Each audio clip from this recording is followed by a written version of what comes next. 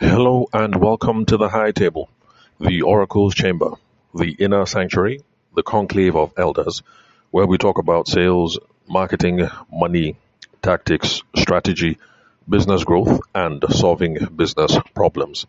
Today, I want us to talk about advertising, online advertising in particular.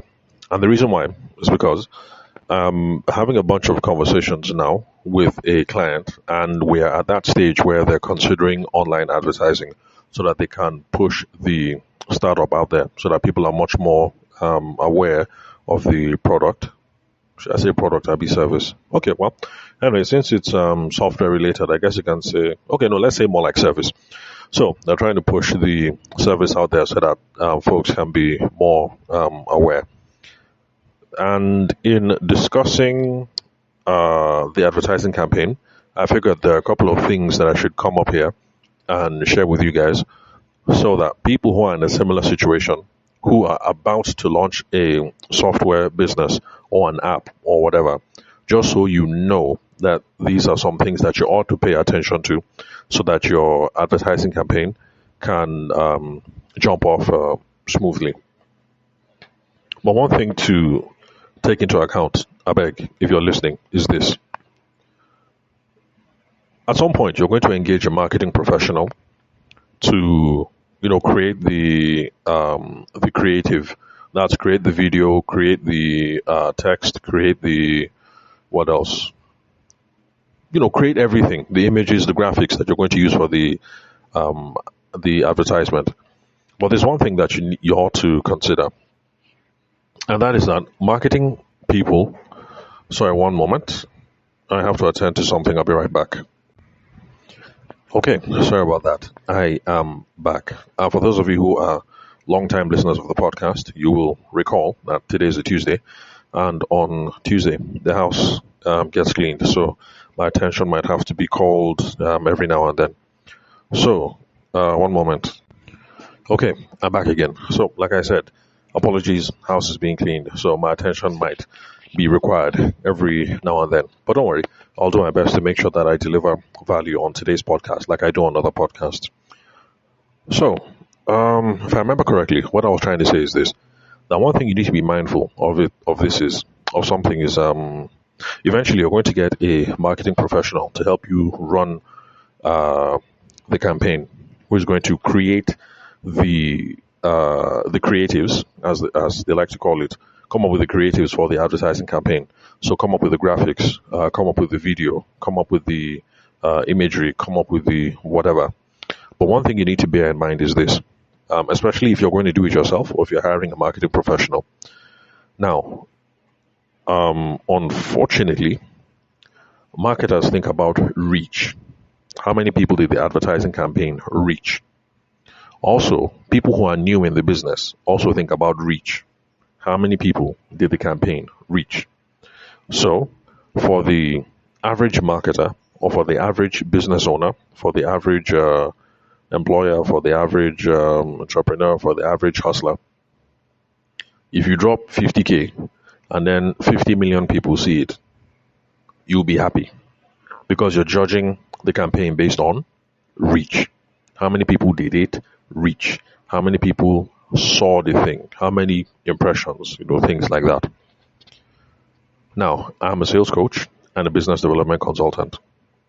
I live in a different world.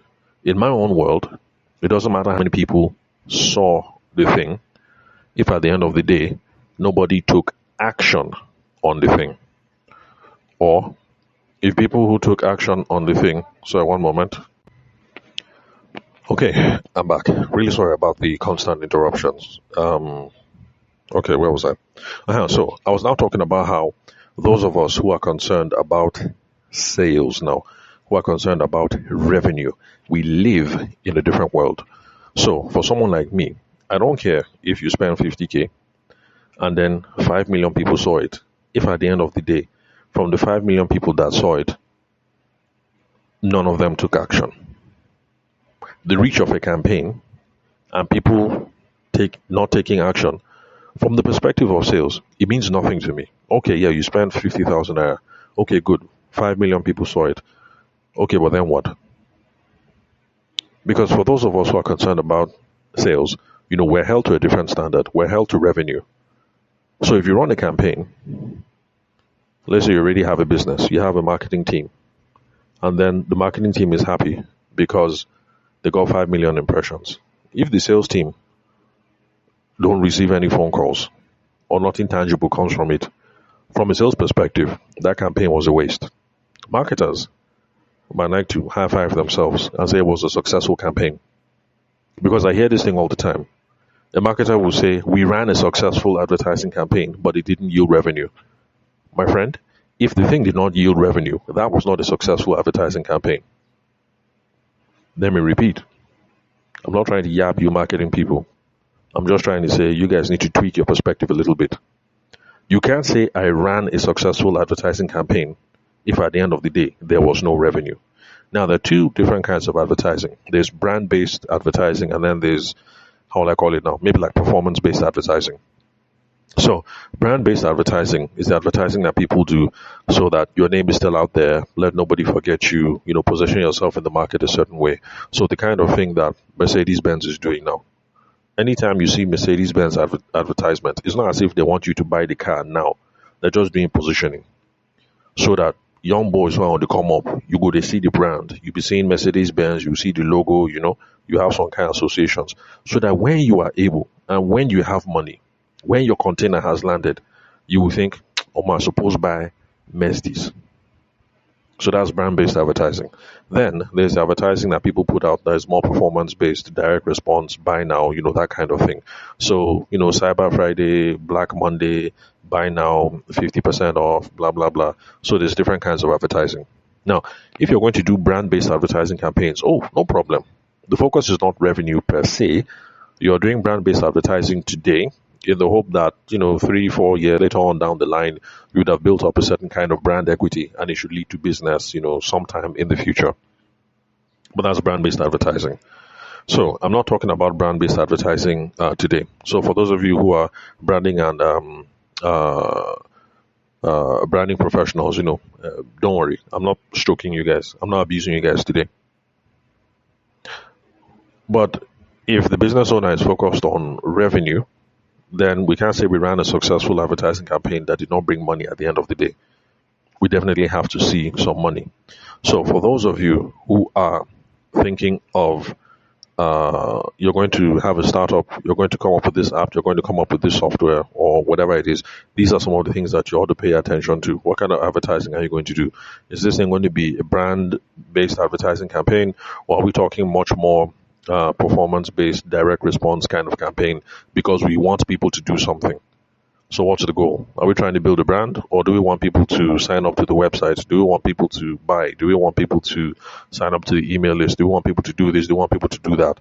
Just be clear right from the beginning and make sure that when you're talking to the marketing professional, you are very clear with the marketing professional that this is what I intend to achieve. If you want to do brand-based advertising and then somebody comes up with a bunch of, performance marketing stuff, it's going to mess you up. And then the other way around. If you're looking for money now, sign-ups now, traction now. And then you hire a marketing professional and then the person goes ahead and the person creates a campaign that is brand-based, waste of money. So just be clear with the professional.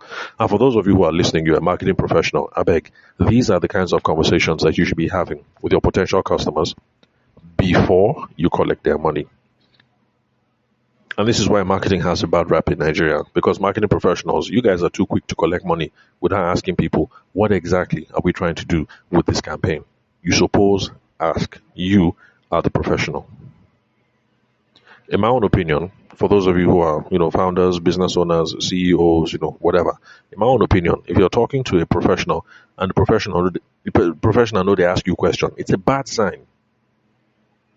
Just like how if you went to a doctor and the doctor didn't ask you any questions, you won't feel comfortable about this guy. It's the same thing. So bear that in mind when you're trying to select your professionals. Now, speaking of those of you who are about to start software businesses, I'd like to tell you guys about something I'm working on with one of my guys, and that is Ikenga Software Factory, iksf.ng. Now, this is targeted at Nigerian founders who want to build products but are facing software issues. Maybe development costs are too expensive, you don't know code, you don't have a tech founder, all those sorts of things. So, iksf.ng gets rid of all those problems. All you have to do is go to the website and we can have your product idea live in 7 days. And then plus, you get a free .com.ng domain, free hosting for 1 year. And you can also migrate your code whenever you want, so you don't have to remain tied to Ikenga Software Factory. Then plus, right now, if you want to take advantage of a 20% discount, all you have to do is to go to iksf.ng and then enter the discount code TAV or AYEDE, and you get 20% off. So something to consider, Nigerian founders. All right, now back to the meat of what we're talking about. So, yes, advertising. I think I just finished talking about the purpose of the campaign. Now, by the way, the reason why we're talking about all of this today, just in case you haven't figured it out, is because I'm talking to a client of mine who also is in the software space. They are about to launch a new product, and they're considering advertising campaigns on LinkedIn, advertising campaigns on Instagram, and we're in the middle of sorting all these things out.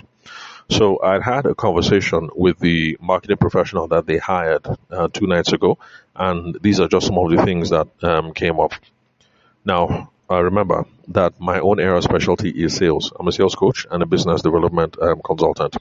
So when they were talking about the advertising campaign, I told the guys, look, you know what? Any marketing person that you guys are hiring, I beg, I want to yarn with this person, because I wanted to make sure that all these concerns are being taken care of. Because remember that marketing people are coming from the exposure side of the equation. How many people saw what it is that we did? But then those of us who are in sales, we're coming at it from the revenue conversation, which is revenue or conversion. Conversion is when you get someone to take the next step. So our concern in sales is, okay, no problem, 5 million people saw it. Of the 5 million people that saw it, how many of them took action? What action did they take? How many people visited the website? How many people joined the newsletter? How many people downloaded the app? How many people did this? How many people did that? Of the people that did this step, how many people took the next step? How many people at the end of the day can we get to become paying customers, paying clients? So that's what we're concerned about. So I just wanted to talk to the marketing professional to be sure that, look, we're all good. I wanted the marketing professional to understand the scope of his job. I wanted my client's interest to be protected, and then I also want my own interest to be protected, because I'm held responsible for revenue. If you do a crappy marketing campaign, the targeting was off, the reach was off, the messaging is off, there's no how that I can convert revenue from a crappy marketing campaign. So for those of you who are thinking of working with me in the future and you hear me talk about marketing and advertising and stuff like that, that's not my area of specialty. But if you're considering those campaigns, yes, I'll want to talk to the marketing specialist, because I need to make sure that a couple of things are in place so that at the end of the day, we will get revenue, which is why people bring me into the picture. People are looking for revenue. People are looking for money.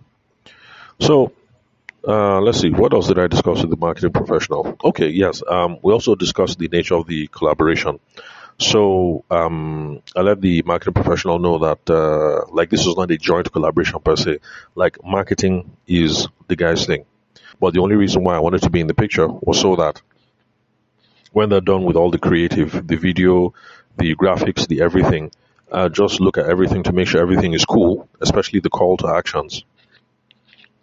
The call to action is what you want people to do when they see the advertising campaign. That's really important.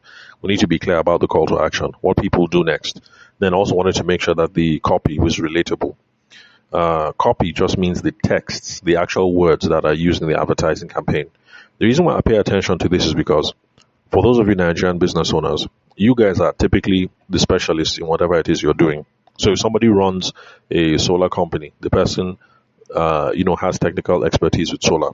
If somebody runs an aquarium business, the person has expertise with different kinds of fish. If somebody runs a real estate business, the person has expertise when it comes to land and title and building and things like that. Now, the problem is because the average Nigerian business owner wants to be an expert before they begin, you end up using lots of words in your advertisement that your potential customers do not understand at all. One of the reasons why I look at the advertising copy is I want to make sure that we get rid of all those keywords. So solar people will start talking technical stuff. My clients who are in the startup space, they're already talking technicals, things. How people like to talk front end, back end, so, certified, Google, certified plus, Meta, 3 stars, something, Cisco, this, that, code based database, something. All that fancy language. It makes the advertisement sound sweet. But the thing is, the ordinary people who are out there, who are going to download your app and use your product, have absolutely no idea what all those things mean at all. And then plus, when you bunch them all together, it just looks like a very long string of long words and acronyms that, honestly speaking, anyway, just be careful. You're the specialist, you're the professional, you know all those words mean. But just pretend that the people who are going to use your products or your service are everyday ordinary people like me. Do they know the meaning of these words? So think about it. So, let's see, what else? So I told the marketing guy that, you're responsible for the marketing. I'm just going to make sure that before we pull the trigger, that we're clear on the calls to action, and that the copy is also on point. That people is going to be words that people will understand and people can relate to. So if you call me into work, for your own organization and advertising campaigns are being considered, then the copy is not my responsibility. It's going to be between you and the marketing guy. The creative is not my responsibility. You guys will come up with the video and then all of that. But sure, I would like to see it, because when you run it and the leads start coming in, I am coaching the sales team who is going to be making the phone calls. So I just need to be sure that everything has been set up correctly. Then let's see, also another issue. Targeting. This is also where lots of advertising campaigns go to die. You're putting out the message and 5 million people see it. But we have to be concerned with whether it was the right 5 million people. Because if we send out an advertising campaign and 5 million people see it, or 50 million people see it, or 500 million people see it, if the advertisement went to the wrong kind of people, there is no way that you're going to make money from that. Let me put it this way. I am a Nigerian man of a certain age. Unfortunately, my hairline has started receding. By all accounts, I am not a slay queen. If you sell human hair and bone straight and all those long hair, if you sell all those kinds of things and you run a campaign and 50 million Nigerians see it, but unfortunately the 50 million Nigerians who saw it, let's say 60% of them are Nigerian men of a certain age who happen to be going bald and who are not slay queens, you have wasted your advertising revenue. Let me repeat. You're selling bone straight, you're selling Lebanese hair, you're selling Ethiopian hair, you're selling whatever hair. And then 100 million Nigerians saw the advert, but 80% of them happen to be middle-aged men who are going bald and who are not slay queens and who don't have slay queens in their life. You have wasted your advertising revenue. You want to make sure that it's Nigerian women of a certain age bracket, of a certain income bracket, in certain places, who can afford your product that will be receiving the advertisement. So that is what demographics and psychographics and targeting is all about. Targeting just means, are the right people seeing this advertisement? Demographic just means, demographics, those are the things that they taught us in social studies in primary school. Name, age, sex, location, occupation, blah, blah, blah. So the people that are going to see this advertisement, where do they live? What kind of jobs do they have? Where do they work? All these kinds of things. Then psychographics just means the things that people are interested in and, their interests and their hobbies. Now that's the beauty of digital advertising, that we can target people based on that. We can target people based on who they are, where they work. We can also target people based on What are they interested in? So that is the cornerstone of a successful advertising campaign. So demographics and psychographics, absolutely important. So that's also part of the things that we had in that meeting with the marketing specialist. I told them, look, nobody say they teach you your work, but from my own perspective, these are the locations I think we should be paying attention to. For some jobs, location, like my client was asking me, like, why should location be important? And I told him that, look, based on the industry that you're in, this is a startup, it's a software thing, you're trying to attract certain kinds of people. And I told him that, look, I don't think there's any point in advertising to Nigeria at large, because if some boys in Benue State or Nasarawa State see this thing, to be honest, Benue State, Nasarawa State, Niger State, we can't really say that's a hotbed of startup activity, if you get what I'm saying. You get me? Right now, in Abuja, when you hear, I say in Abuja, in Nigeria, right now, when you hear startup, you think first and foremost Lagos. Then you also think Ogun. You want to stretch it? Okay, Ibadan. Okay, Abuja. All right, Port Harcourt. We dey stretch and small, small. If you enter north, okay, maybe Kano. But it might be a mistake, given your product or a service, that you're trying to advertise to the whole country, to Nigeria at large. So location might be important for whatever it is that you're trying to sell. Think about it and act accordingly.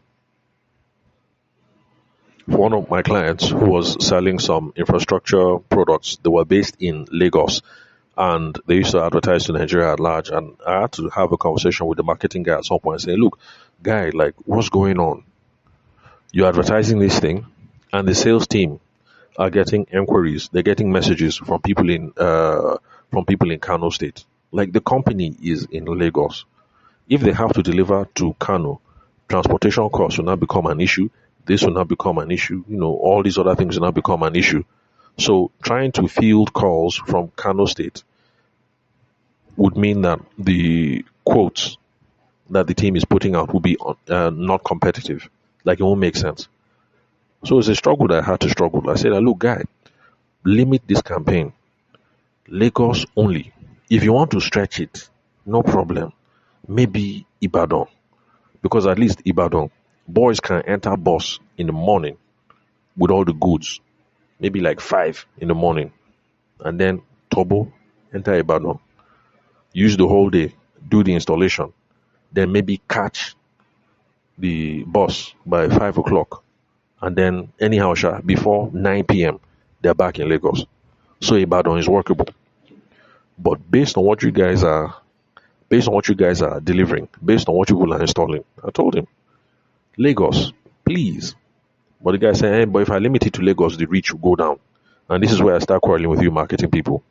The reach will go down. And so, what is the whole point of the reach going everywhere if at the end of the day, the sales team are not able to collect customers? So it's not just about the reach. If 50 million people see the advert, but you only get 2,000 clients out of it, that is a bad campaign. Let me put it this way. It's about the relative numbers. If 50 million people see it and you get 2,000 customers, that's case A. And then let's say case B. Let's say 5,000 people see it and you get 2,000 customers. Case B actually is better. Some of you say, what's the difference? 2,000 customers and 2,000 customers. In the first one, 5 million people saw it, but then 2,000 people took action. The conversion rate was really bad. In case B, 4,000 people saw it, and then 2,000 people took action. Conversion rate is 50%. What that means is, for that advertising campaign that you did in case B, if you take the same amount of money that you used in case A and pay that money in case B, you will get higher returns. A lot more higher returns. Anyway, sorry, how did I get here? Okay, demographics and psychographics. So, location. We need to look at that, the location for your advertising. Then, the beauty of digital advertising is we can also look at job titles. What kind of work are the people doing? What kind of industry are they in? And then look at their hobbies and the things that they're interested in. These are the sorts of things that we can put in the targeting criteria for the advertising campaign to make sure that the message reaches the right people, because there's no amount of heavy advertising that you can do that will convert the wrong audience into customers. It's just not going to work. It won't. So pay attention to all these sorts of things.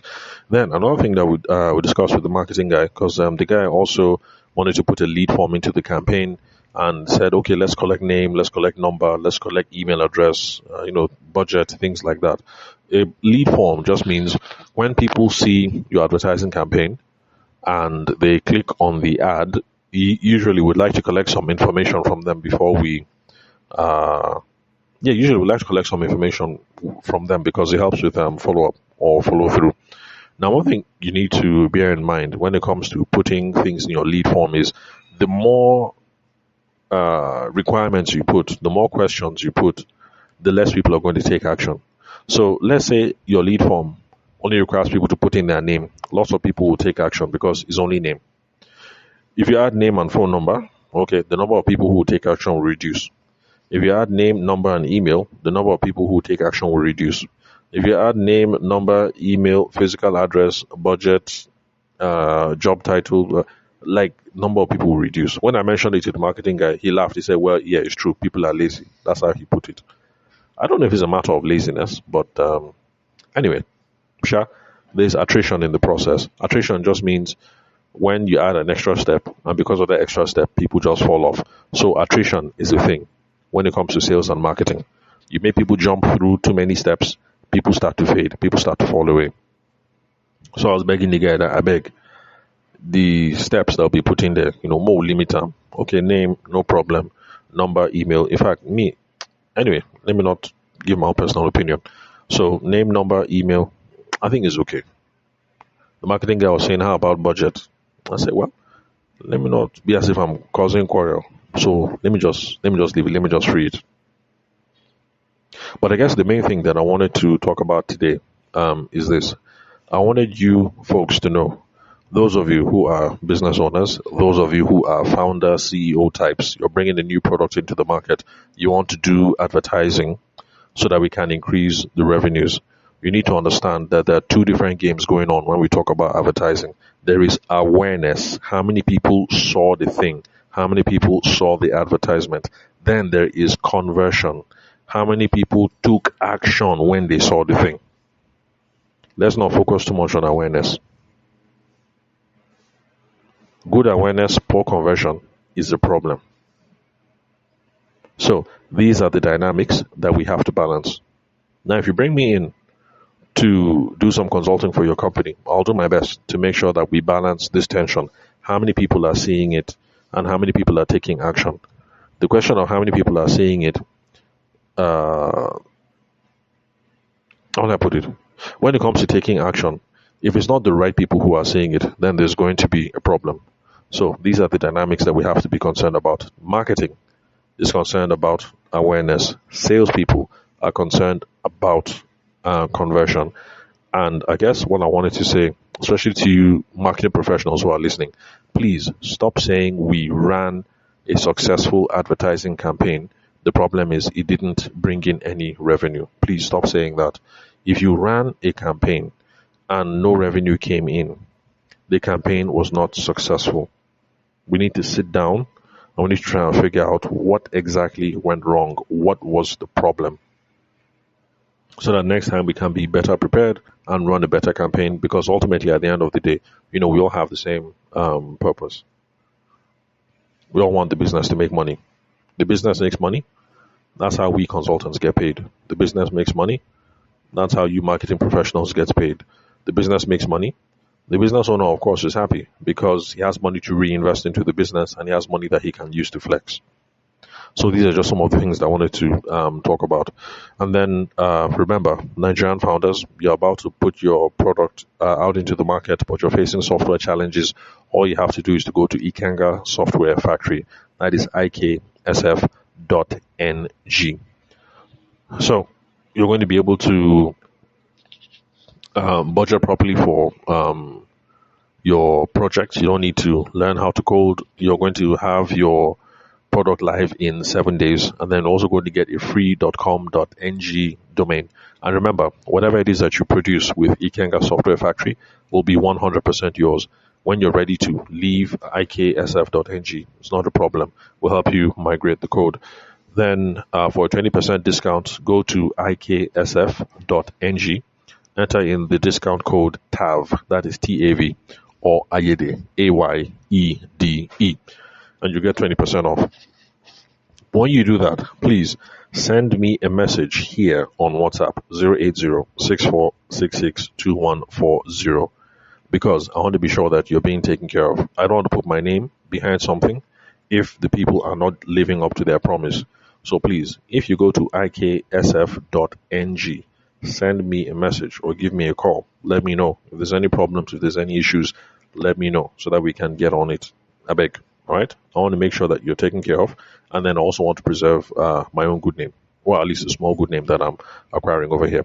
So thank you very much for listening. I will catch you all some other time.